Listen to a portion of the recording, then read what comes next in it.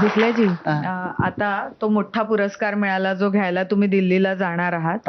आता काही आयुष्य बदललंय का जेव्हापासून पुरस्कार जाहीर झाला? काय अपेक्षा आहे? काय वाटतं की आपल्या मुलाबाळांना काय मिळावं, तुम्हाला काय मिळावं, दोघांना काय वाटतं? आता ते येईल तेव्हा काय मिळेल ते भगवंताने हातात दिला तर दोन्ही हात मांडून आम्ही काय करू.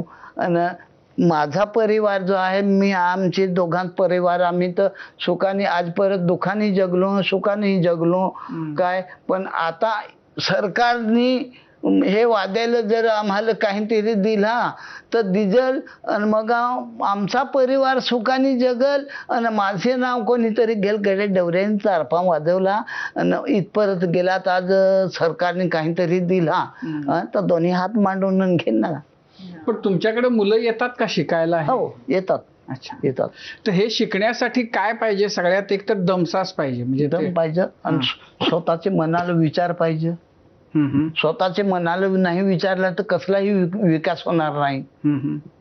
असं जर ठरवला त्यांनी मला शिकायचे आहे आणि मी त्याला शिकवला तर तो 1 तासात शिकू शकतो. जर त्याच्या मनावर विचारूच नसेल तर वर्षभर निघून गेला तरी शिकणार नाही तो. मन आपला सांगतं काय ते मनाला विचारायच्या.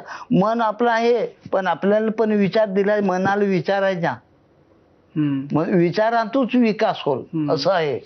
पण तुम्ही रोज म्हणजे जेव्हा तुम्ही वाजवता तेव्हा तुम्ही स्वतःच्या मनाला असं विचारता की आता मला काय करायचंय, करायचं लागेल काय काय तुम्ही कसं तुम्ही काय म्हणता स्वतः, म्हणजे असं स्वतःचे मनात विचार करायला लागेल की बाबा हे विचाराने काय मी हे करावं. तो विचार करेल तेव्हा तर काम कुठं काय करायचं त्या करेल ना. जर आपल्या मनाला विचारला नाही तर तो गपचूप राहील तर काय कामाचा तो. लोकांची आता लोकांनी विचार नाही केला. जो शिकला त्यांनी विचार केला, त्याचा विकास झाला. काही लोक नाही शिकून सुद्धा त्यांनी विचार केला नाही आणि घरीच बसून राहिला. ना व्यवसाय ना धंदा ना काय कुठं. पण आता असं आहे की आता हल्ली म्हणजे नाचासाठी वगैरे लोक टेप रेकॉर्डर लावतात, आता ते डीजे वगैरे असतात. तर हे वाजवून ह्याच्यावर नाचायचं प्रमाण काही कमी झालंय वगैरे असं आहे? कमी झालं आता चांगला तसा. आता हे वाजा सुवासाने वाजवती संस्कृती आणि हाताने वाजवती आकृती. आता हे आकृतीचे मागे लागलं सगळं. पैशाचा खर्च काय, त्याला केसीट पाहिजे, त्याला हे पाहिजे, बेंजो पार्टी. आता आमच्या लग्नाला गरीबाचे लग्नाला आता 1 लाखाचं ते बेंजो पार्टी आलं ते कोण काय झेपणार हा काय. आमचं पहिलं म्हणजे सनई वाजवायची.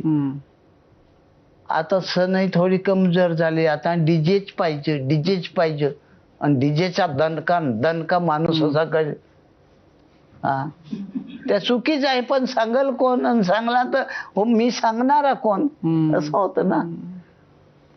पण म्हणजे वारली समाजामध्ये अजूनही तारफा नृत्य आणि हे सगळं होतंय, ते काही कमी झालेलं नाही. वारली समाजात साहेब आम्हाला वारली समाजात देवदेवताची ही लक्ष्मीच आहे.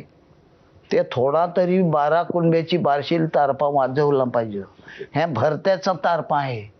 भरत्याचा म्हणजे सगळा भरलेल्याच मादी नर त्याला हे सगळं आहे मेनापासून आहे. आणि बाकीचं आहे ते अफोरे आहे, त्याला जई नाही, ते बटनावर सगळं. ह्याला काय म्हणतात? भरत्याचा तारपा. आणि त्या छोट्याला त्या पण भरत्याचाच आहे. अच्छा. जसा आपला परिवार भरत्याचा आहे तसा परिवार आहे तो. अच्छा. मला आजींना एक प्रश्न विचारायचा आहे. आता तुम्ही आला तिकडे बसलात, त्यांना ऐकताय, ते खूप बोलतात, तुम्ही त्यांना मध्ये मध्ये इशारे करताय. ते घरी असेच असतात का? आणि ते जेव्हा 8-8, 10-10 दिवस असं महाराष्ट्रात इकडे तिकडे मंदिरात जातात, जेव्हा ते 8-8 दिवस घरात नसतात तेव्हा घर कसं शांत असतं का? काही झाडायचा, शेती करायची, दुसरा काय करू. ते घरी एवढंच बोलतात? असंच घरी असेच असतात, घरी असेच बोलतात? तसाच बोलू, माझं काय दुसरं. कुठं फिरेलच नाही मी, काही बोलायचं नाही बेल मला. तुम्ही कधी त्यांना असं ओरडलं नाहीत का, रागवलं नाहीत का? तुम्ही जाता 8-8, 10-10 दिवस, मला काय नाही नेलं इकडे बाहेर कुठं मंदिराला, यात्रांना वगैरे? काय नाही बोलू मी. एक तारपा वाद्य त्या तारपाच्या सुरांभोवती गुंफलेलं